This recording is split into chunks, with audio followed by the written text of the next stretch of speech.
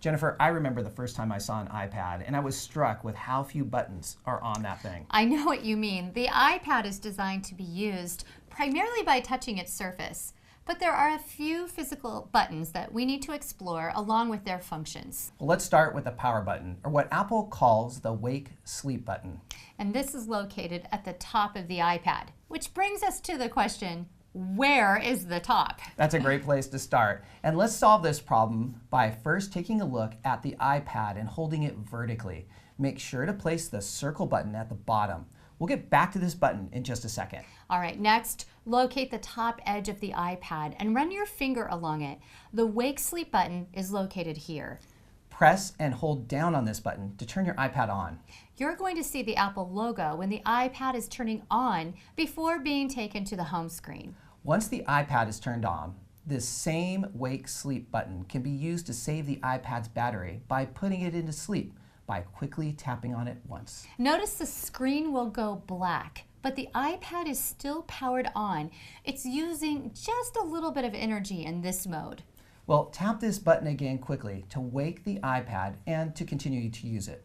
The last function of the wake sleep button is to turn off the iPad completely. If you know you're going to be done using your iPad for an extended period of time or simply want to power it off, press and hold the wake sleep button for about 2 seconds. You will then see the slide to power off notification. Use your finger to swipe from left to right. All right, Jennifer, that one button did a lot. I bet a lot of people were not aware of all of its functions. Now, let's move over and talk about the function of the home button. The home button is the only button on the front of the iPad, and it has an icon of a square with rounded edges. Well, much like we saw with the wake sleep button, the home button has a number of different uses as well. Some are a little bit more obvious than others. Well, first, pressing the home button will wake your iPad if it is in sleep mode, just like the quick tap of the wake sleep button. Second, pressing the home button will return us to the home screen if we are using an app. Well, that's super useful. Our next button controls the volume, and it is located on the side of our iPad. Remember having that home button on the bottom.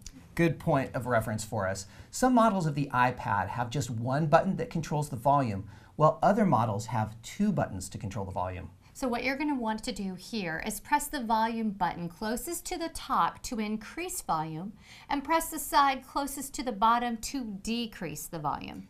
Jennifer, we have one last item to explore, something that's called the side switch. All right, this switch is set to mute your iPad without having to use the volume button, which is super useful in a classroom full of kids. Yes, but this switch can be changed to play a completely different role, something called lock rotation. This is done in the Settings app, but don't worry about it now. We're going to talk about that in our iPad Intermediate course. If for some reason lock rotation happens to be turned on, this means that someone else has already set this thing up for you. And you know, Rich, I want to go a little further on lock rotation. What that simply means is that the iPad can be forced to stay in landscape or portrait mode when it is turned 90 or more degrees. Ultimately, it's going to be your choice as to what you choose to assign to the switch.